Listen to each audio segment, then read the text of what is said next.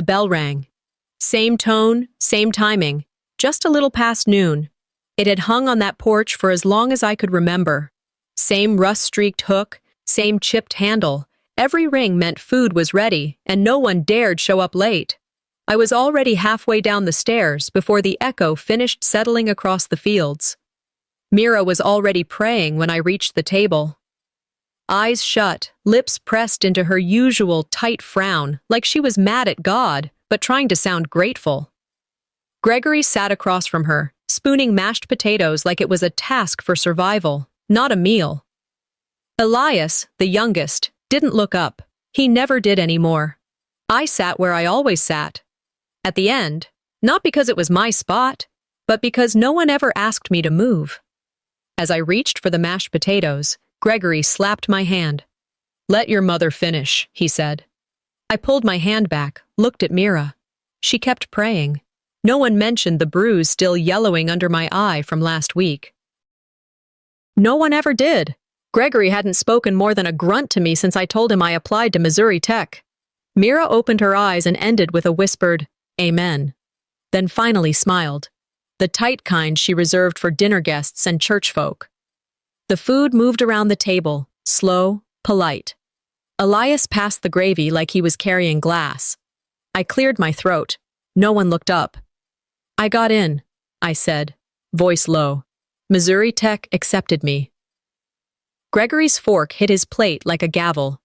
Loud. Final. Mira blinked fast. Her hand froze around her glass. "That's wonderful," she said, voice falsely light. "Let's pray on it." Gregory didn't blink. "We didn't raise you to chase the world." Mira nodded. "God's already laid a path for you, Thorn. You just have to walk it." "I don't want that path," I said. "I want my own." Silence followed. Mira looked down. Gregory stared through me. Elias chewed slower. "I already accepted," I said. No one moved. After lunch, I took my plate to the sink. Mira was already there, sleeves rolled, washing the same bowl over and over like it might eventually reveal answers. I stood beside her, drying plates. Gregory walked in, shut the door behind him. No footsteps, just the click of the lock. "You think college is gonna fix you?" he said. I didn't answer. "You think you're smarter than this family?"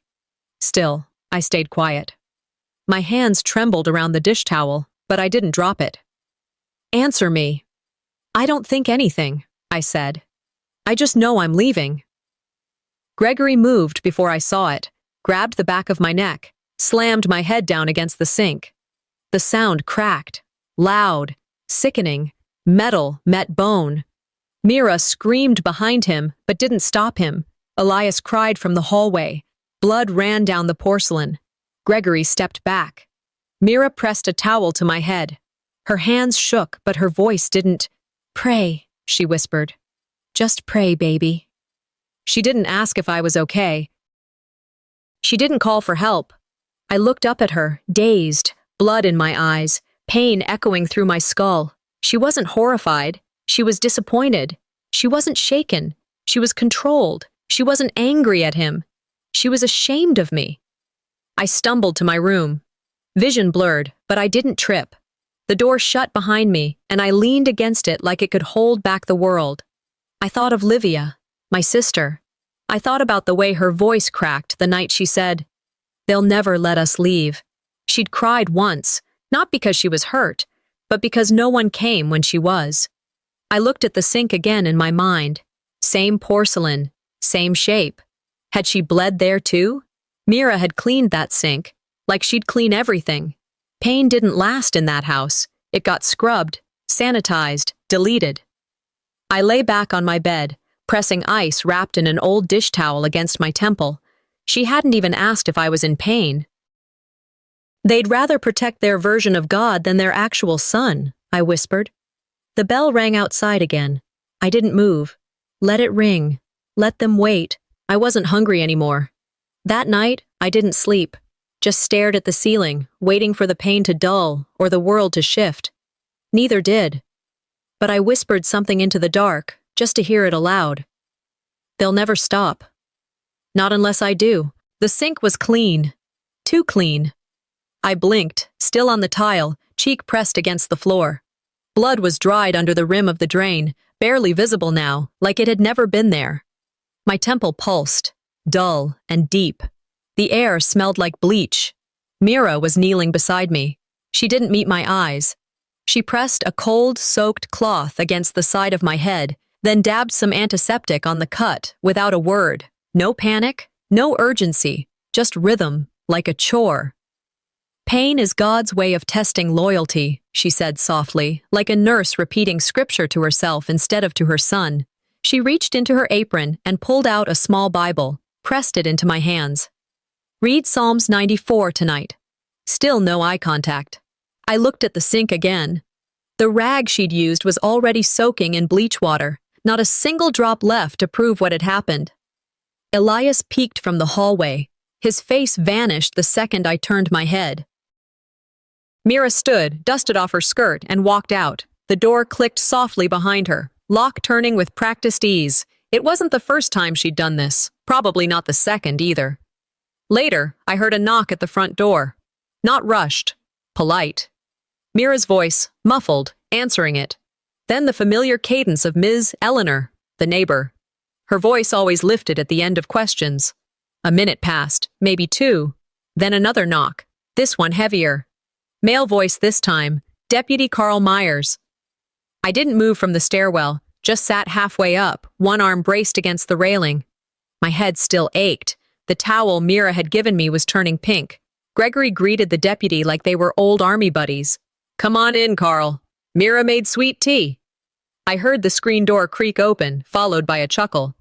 Heard a ruckus earlier. Thought I'd check in. You know how these small towns get when someone hears a bang. Gregory laughed. Just a family moment. Boys testing boundaries. Better now than when they're 30, Carl replied. I saw them settle into the living room through the rails. Mira handed him a glass, full to the brim. Carl took a sip and let out an approving sigh. Man, I tell you, this is real sweet tea. My wife doesn't even get it right. Mira laughed quietly. It's the good kind of sugar. We use scripture and syrup in this house. I stood, started to step down. Gregory noticed. His eyes flashed. Warning. I froze. Carl didn't see it, or pretended not to. You're lucky, Thorne, the deputy said, looking right at me. Most boys don't have a father willing to keep 'em straight. You hold on to that. I didn't answer. He didn't wait for one. They laughed again, loud enough to cover everything. No questions were asked. No report was written.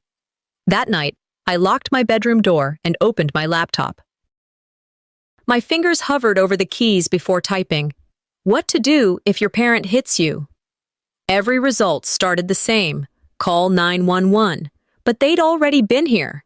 Had sweet tea. Laughed. Called me lucky. I typed out an email to Mrs. Delaney, the school counselor. I wrote about the bruises, the silence, the prayer, the sink. But before I could hit send, I saw the Bible Mira had given me on the desk. Psalms 94. I deleted the email. From my window, I could still see Carl and Gregory on the porch swing, talking like no one else existed. The bell from earlier still hung in the background, untouched, untarnished. The world isn't broken, I muttered. It was built this way. I opened a folder on my laptop and created a new one. Insurance.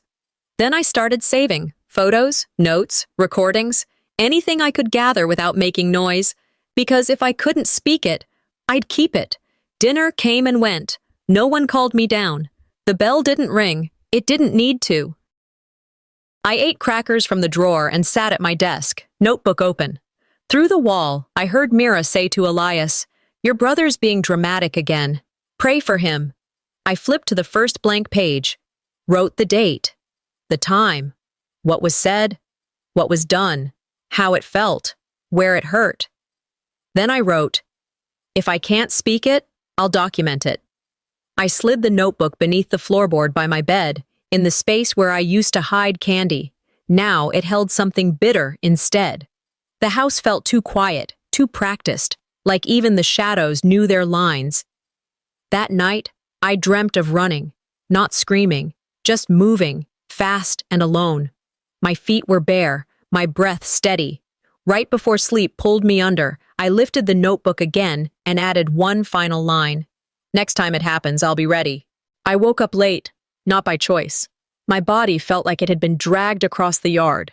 The side of my head still hummed, a low, pulsing throb behind my right eye. The bell never rang. No knock on the door. No sound of dishes in the sink. No voice telling me to hurry. Just quiet. Too much of it. I pushed off the blanket and sat up slow. The clock read 11:42 a.m. Elias would be at school by now. I listened for Gregory's boots, Mira's steps. Nothing. When people disappear just long enough, your mind starts giving them the benefit of the doubt. Not because they deserve it, but because you need the silence to mean something less cruel. I made my way down the stairs. The kitchen was untouched. Cold coffee sat full in the pot. No dirty mugs, no smells from the stove. On the way back up, I paused by the stairwell closet. Something poked out from the shadows near the bottom shelf. I crouched, pulled it loose, a stack of manila envelopes, unopened. Labeled Family Trust Documents. I didn't open them, just stared for a moment too long before sliding them back. In my room, I sat at the edge of my bed and opened the drawer where I kept my school notes. It was slightly off-center. Again, I was sure I'd closed it all the way, and I started to realize maybe this wasn't new. I dropped to my knees and pulled the blanket aside, dug under the mattress until my knuckles scraped wood. That's when I felt it. Thin, leather, and forgotten by someone who didn't expect to be found. I pulled it out slow, a journal, worn edges, stitched corners.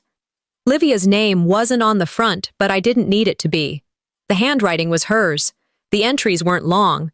Some were just a date and a sentence. But they built something no one had dared say out loud. She wrote about feeling watched, about Mira's prayer circles and the cleansing she was told to undergo. About being told over and over again, God's still working on you, whenever she questioned anything. One page made my throat close. If I disappear, it's not because I walked away, it's because no one let me stay. I sat with that line longer than I meant to. They did this to her, and they'll do it to me. I ran my fingers over the words. The ink had smudged from where her hand must have trembled writing it. Rage didn't explode in me. It grew, like a storm not rushing in but rolling slowly, steady and unstoppable.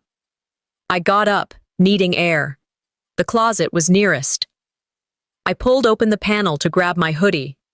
That's when I saw it. A tiny black dot near the corner. At first, I thought it was mold or a screw. It wasn't. It was a lens. I leaned in, heart thudding, and pulled the panel back farther. The device was small, tucked just right, wired clean, not slapped together, professional, or at least practiced. It faced the bed. My bed. I didn't speak. I didn't move.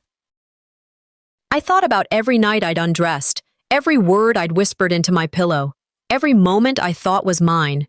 And then I remembered Mira's words on my 16th birthday. It's good to stay modest, even when you're alone. Modesty honors the Lord. I didn't scream.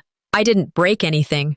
I just stood still until the anger stopped sounding like thunder and started sounding like resolve. I took the camera down carefully, unplugged the wire, wrapped it in one of the socks from my drawer, and buried it in the back of the closet.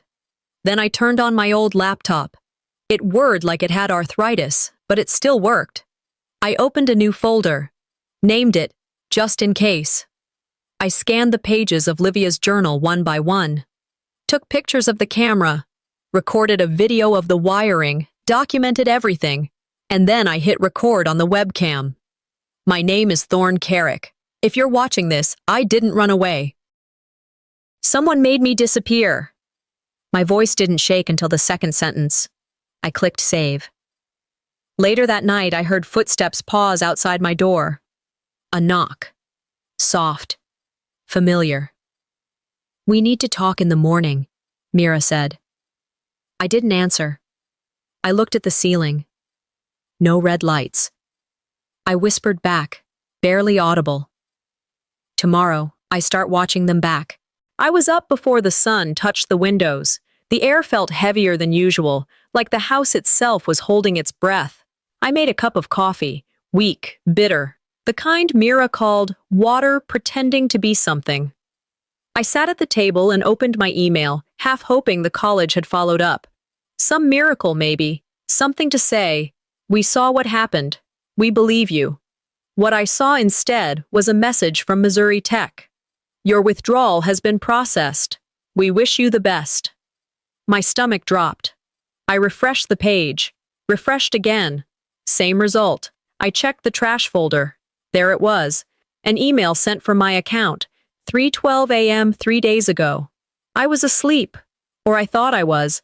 I barely remembered anything from that night except the pounding in my head and the metallic taste of silence. Someone had used my login. Someone had made it look like I gave up. I didn't just lose college, I lost the proof I ever wanted it. Breakfast was quiet. Mira moved like nothing had changed. She hummed a hymn while scooping eggs onto our plates.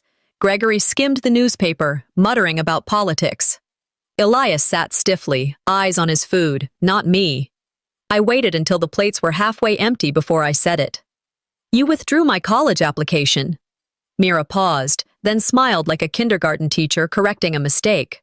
"We prayed on it. It wasn't the right time for that kind of pressure." Gregory didn't even look up. "College doesn't save souls. Discipline does." I held up the printed email. This was mine to decide. "Lower your tone," Mira warned. "You're scaring your brother." Elias didn't lift his eyes. He just kept chewing. Slower. I placed the printout gently on the table, directly in front of Mira. She didn't touch it. She stood up, walked calmly to the fireplace, and grabbed the poker. Without saying another word, she opened the hearth, leaned in, and fed the paper to the flame. It curled, blackened, disappeared in seconds. "We don't let Satan's distractions live in this house," she said. I watched it burn. Not because I couldn't stop her. I could have. But because watching it go up in smoke meant something else entirely. That was the last physical proof I had. Gone. By early afternoon, I'd walked to the public library, used one of the computers at the back. The room smelled like mildew and forgotten things. I logged into a fresh email, encrypted every message. I sent Missouri Tech a photo of my bruised face, attached copies of Livia's journal pages, added a line to the counselor, "If I vanish, look here." Then I printed everything again, slipped the copies into a thrift store paperback, the kind no one would ever steal. That evening, I slid it beneath a pew cushion at Wednesday night service. If home is where the hurt lives, then the truth needed somewhere else to survive. Dinner came, silent and stale. Mira leaned in close enough for her breath to graze my ear. "God sees rebellion in the heart long before the mouth speaks it." Gregory cleared his throat, spoke to no one in particular. "Livia thought she was bigger than this house, too. Thought she knew better." He paused, sipped from his glass. "Look how that ended." The words didn't hit like fists. They hit like history, rewritten, rehearsed, recycled. Even Elias stopped chewing. I stared at them. Not because I was stunned, but because I finally understood what this was. They weren't lying out of fear. They believed what they were saying. And worse, they thought it made them holy. That's how legacies survive in places like this. You don't have to hide the fire if you convince people it's the light. Later that night, after everyone had gone to bed, I walked to the fireplace. Ash still lined the grate. I opened the screen, pulled a folded note from my pocket, and laid it gently among the embers. "This lie won't survive the next fire." I moved through the day like a ghost tied to the floorboards, vacuumed the hallway, folded laundry I didn't wear, wiped down a counter that was already clean. Every time Mira asked for something, a dish towel, a rag, to take the trash, I answered the same. "Yes, ma'am." She didn't smile. Didn't frown either. Just moved through the house like nothing had ever gone wrong. Like the smell of burned paper from the hearth 2 days ago never happened. Gregory was outside, carving something in the garage with a chisel. I passed by once and caught sight of it. The words, "Obedience is protection," burned into a slab of cedar. They were resetting the narrative. fixing the stage, pretending the smoke in the walls had just been fog. That afternoon, Elias trailed me down the hall. He looked small, tighter in his skin. "Are you going to leave like Livia did?" he asked. My throat tightened.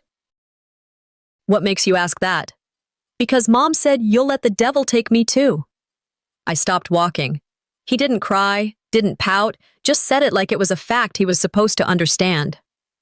That night, Mira knocked on my door and offered hot cocoa. She never brought hot cocoa. The cup steamed, untouched in her hands. "Come downstairs," she said. "Let's talk." The living room lights were low. She sat on the couch like we were reminiscing, not unspoken enemies. "You were such a good baby," she started. "Quiet, obedient, always slept through the night." I waited. "But lately," she touched her chest, "the enemy has a grip on your thoughts." She looked at me then, fully, directly. "If you go," she said, "Elias will have to take your place." I felt like my lungs stopped. "What does that mean?" She tilted her head. "Do you think he can handle what you've put on us?" I gripped the armrest. "What did you make Livia handle for me?" She didn't answer, didn't blink. "Some burdens," she said, "are meant to purify." I stood up and walked away before I said something I couldn't take back. In my room, I opened the notebook again and wrote the words slowly. This time, I won't be the one left behind. I pulled the shoebox from under the bed. Inside, $300 in bills, a flash drive, the printed journal pages, and a faded t-shirt that used to belong to Livia. Her name was stitched inside the collar. I folded it carefully, placed it at the bottom of my bag. Packed only what fit, nothing more. Clothes, toothbrush, charger, a printed copy of the email from Missouri Tech, and the broken camera. I slid it in last, tucked against the side pocket like it deserved to witness the next chapter. From the kitchen, I heard it. The bell, same as always. But when I looked outside, no one was there. I zipped my backpack and whispered, "The ghost still rings it." Sometime after midnight, I stood at the back door barefoot, the floor cold. My pulse steady. Elias's room was cracked open. I pushed it gently. He was curled up under the covers, Bible clutched to his chest like a stuffed animal. I left a note taped to his nightstand, short, honest. "I'm not leaving you. I'm trying to stop them from doing to you what they did to us." Then I stepped out the side gate, the hinges groaning just once. Behind the house, the cornfield opened wide under the moon. I moved fast, heart quiet. The stalks brushed against my shoulders, tall and dry. I didn't look back. I couldn't afford to. Every step felt lighter. My phone stayed off. I didn't need a map. I just needed a way. By the highway, I waited near a culvert beneath the bridge. One truck passed, didn't stop. That was fine. The gravel pressed into my palms as I sat, arms wrapped around my bag. The sky turned purple, then blue. I pulled out Livia's journal from inside the bag, flipped to the last page. One sentence was underlined in blue. "Freedom never knocks. You have to run to it." The road curved ahead, lined with cracked fences and dew-heavy grass. I didn't know how far I'd walked. My shoes were soaked through and my legs moved like I owed the next step something. I hadn't slept. Couldn't.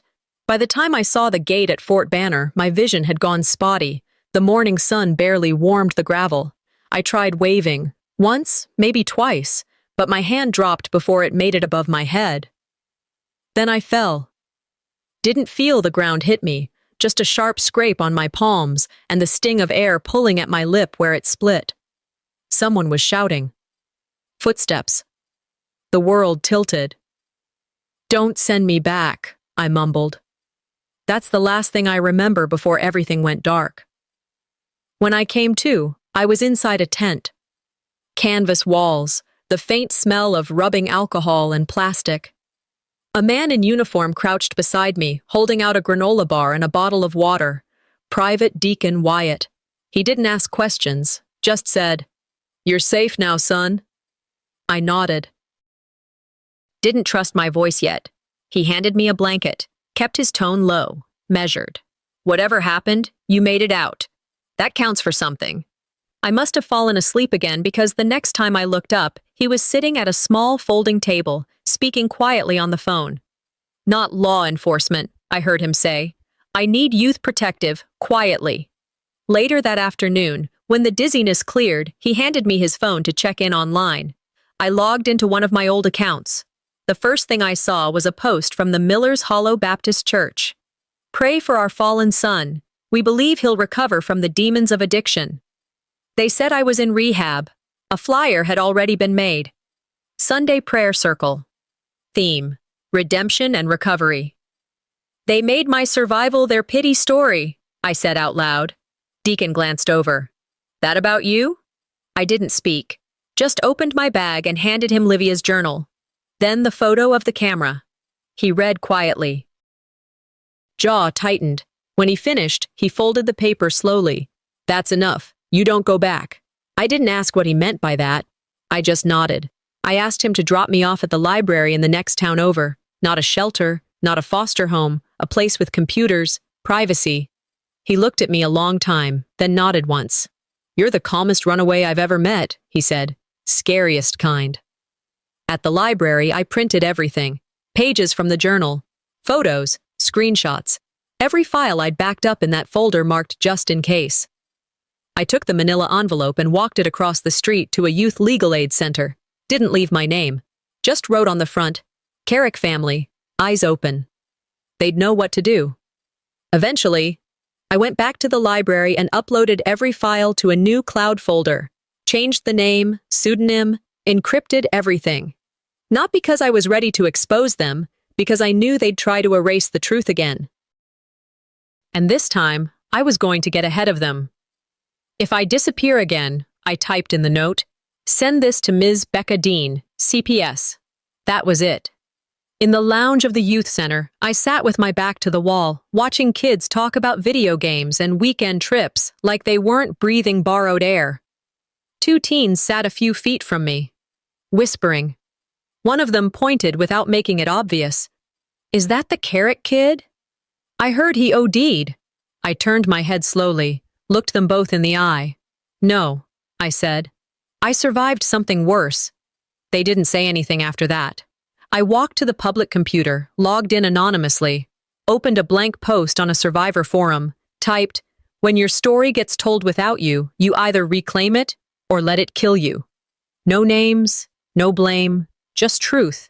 I ended with, "I'm not missing, I'm remembering." Posted it, closed the tab. They'd see it soon. Maybe not today, but they would. And this time, they'd know I wasn't alone when the story changed. As I stepped outside, the wind caught my jacket. Church bells rang from somewhere across town. Not the lunch bell, not from home, but the sound still pulled something out of me. Then the phone in my pocket buzzed. Number unknown. One message. "You lied about us. We're coming to get you." Sunday morning, I woke to the buzz of my phone, not the sound of bells or hollow prayers. I hadn't planned to check the community board, but habit is a stubborn thing. One swipe, and there it was, my face. That same photo they used on the church's Easter pamphlet when I was 10. Wide-eyed, grinning, head tilted just enough to seem innocent. The caption read, "Pray for Thorn Carrick. He's fallen into darkness." The comments followed quickly. "Tragic. Such a promising boy." "We warned Gregory this would happen if he left the boy ungrounded." "College corrupts faster than cocaine." And just like that, they'd taken the truth I'd built and buried it under a narrative dressed in scripture. They made me the sinner, the failure, the broken branch of their perfect tree. I stared at the screen until the coffee went cold, then forwarded the post to Deacon with one line. "You said you'd believe me. Can you still?" It didn't take him long. He called back within the hour. His voice was clipped, tighter than usual. He skipped pleasantries. "I knew your sister," he said.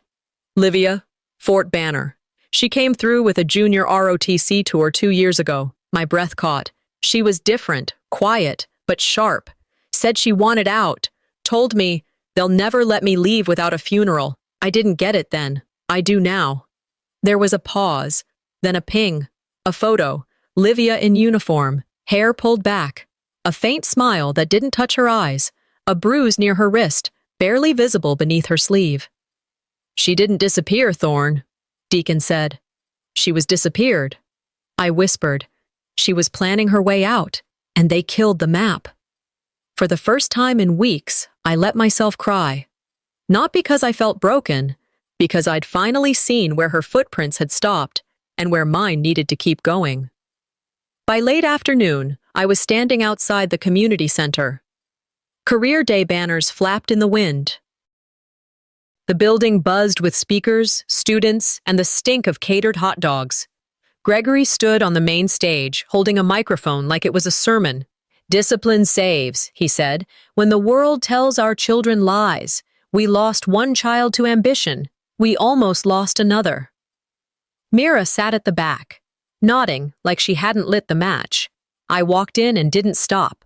Straight to the front, pulled a printed photo of Livia from my folder, held it up, handed it to the organizer, a woman in her 50s who wore a cross too big for her chest. "This is my sister," I said. "She didn't run, she prepared. And they stopped her." The room stilled. Even the hum of the overhead lights felt louder. Gregory's smile faltered. Mira clutched her scarf like it might cover more than her neck. I looked at the crowd, eyes meeting eyes. If we let people rewrite the stories of the ones who can't defend themselves, then we deserve every lie that lives longer than the truth. No one clapped, no one moved, but they heard me. Later, a teacher brushed past and whispered, "I believed them for years. I'm sorry." A student told me, "I didn't know she was real." That evening, Elias called from a borrowed phone. He didn't say hello. "They're angry," he said, "but I saw the picture. She looked free." I didn't say much, just, "Good." Back in the library, I opened my laptop, clicked into the cloud folder, the Carrick files, every document, every scan, every photo, uploaded. They could scream in the pulpit. They could write their own bulletins, but they couldn't delete the truth now. The screen blinked. Notification. Password reset attempted. Source, Miller's Hollow Church office. I smiled. They're scared. The hearing room felt colder than it should have been for late spring. Fluorescent lights buzzed overhead, and the smell of floor wax clung to the walls like old guilt. I sat between two empty chairs. One belonged to Becca Dean from CPS. The other stayed vacant until Gregory and Mira arrived, perfectly timed, perfectly composed. Gregory held a thick folder. Mira clutched a Bible like it had something new to say. The school board members shuffled paper and cleared throats. When called to speak, Gregory stood first. He laid out discipline records with careful pauses and firm hands. A behavioral report, a list of supposed infractions, a written confession about funds missing from the youth donation box. Each document on church letterhead, neatly typed. Signed. Mira sat still, but her eyes darted toward me whenever someone said violent history or theft. Becca leaned forward slowly. "You're saying he stole from the church youth fund?" "Yes," Gregory said. "He confessed to it in counseling. We've kept it quiet out of love." I didn't move, didn't blink. When they finished, I opened my backpack, pulled out a flash drive, and passed it to Becca. "I'd like you to see when those documents were created and what software was used." The room quieted. I also included photos of the youth fund ledger from the actual dates. No discrepancy. No theft. Becca plugged it into her laptop. We all waited. When she looked up, her voice was clipped. "These documents were backdated, created 6 days ago, at the Carrick home IP address." Mira started to cry softly, like it hurt her to be misunderstood. Gregory just stared at me. Becca asked, "Why would they fabricate this?" I didn't raise my voice. "Because they don't fear God," I said. "They fear becoming irrelevant." I left before the meeting ended. Outside, I handed Becca something else. A worn Bible. Livia's. I found it behind the cabinet in the old nursery wing. Inside were pages marked with colored tabs, underlined verses, and notes scribbled in the margins. One stood out. "You can't purify fire with more fire. You walk through it, and remember." Becca flipped through slowly, stopping at a list of names. Half were crossed out. She tried to reach people, I said. Some never answered, others stayed quiet. She closed the Bible gently and placed it in her bag without saying anything more. They burned her story, I told her, but she buried the ashes where no one thought to look. That afternoon, I sat at the library, opened the blog. A new message waited, screenshot attached, a church bulletin. Pray for Thorn Carrick. He was once caught stealing sacred funds, but the Lord redeems. Their last card, I didn't cry. I didn't type in all caps. I didn't even get angry. I took the screenshot, uploaded it to the Carrick files, then opened a new post.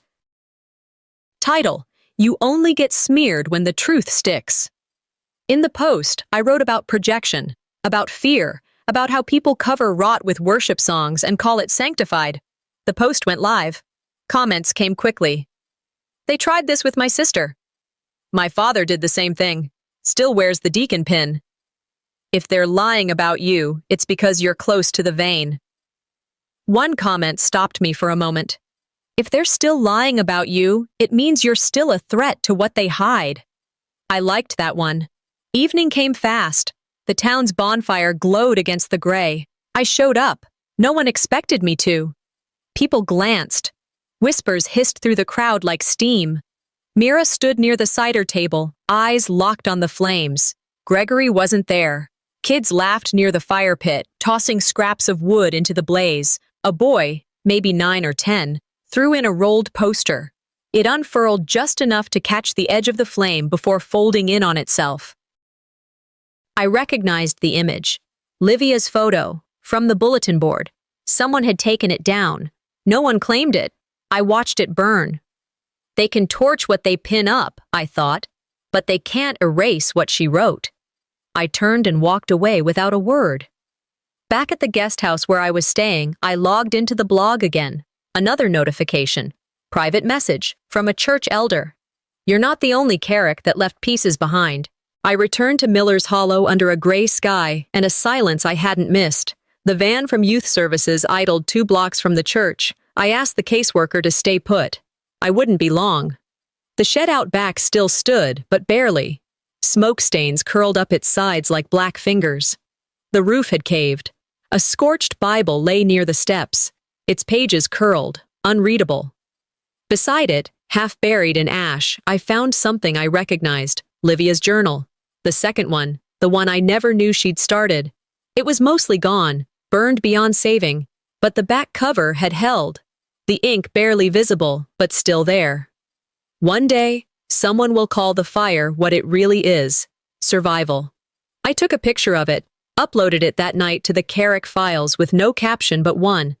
Some stories end in silence. Ours ends with proof. I didn't come back to bury them. I came to bury who they said I was. A few days later, Becca Dean reached out. Would you be willing to speak? Privately, at the trauma seminar. I said yes. At the event, I didn't say names. I didn't speak in anger. I spoke about legacy, about manipulation dressed up as tradition, about stories twisted by fear and passed down like scripture. When I finished, an older man stood up. My daughter went through something like this, he said. She didn't make it. Another woman leaned forward and whispered, You reminded me why I left my church too. I didn't cry, but my hands wouldn't stop shaking when I sat back down. I texted Deacon one word. Spoken. He replied, Heard. The next morning, I walked into the post office with an envelope. No return address. Just one recipient, Gregory Carrick. Inside wasn't hate, no threats. Just a copy of the first letter I'd written to Missouri Tech, the one Mira never let them read. I added a verse, handwritten at the bottom. The Lord is close to the brokenhearted and saves those who are crushed in spirit. He'd read it and think it was a peace offering. It wasn't. It was for me. Back in my new apartment, I unpacked slowly. Small place, thin walls. But it didn't smell like bleach or burn. On my desk, I laid out the only things I kept. The broken lunch bell, the disconnected camera, a photo of Livia, unburned this time, and the half-charred cover of her journal. I stared at the bell. It hadn't rung since I left. No one rings for me anymore, I said. And that's a good thing. I picked up a black marker and walked to the mailbox in the lobby. I crossed out my last name, wrote only one word, Thorn. Sometimes peace doesn't come wrapped in forgiveness. Sometimes it's just the quiet that follows when the yelling finally stops. Some families don't heal. Some truths don't belong in church halls. And leaving doesn't mean hate. Sometimes it just means surviving long enough to be heard. Later that night, I logged into the blog. One message waited. I'm Elias. I found your letter. I think I'm ready to know more. I stared at the screen, and for the first time since I ran, I felt something I couldn't name, but it was warm.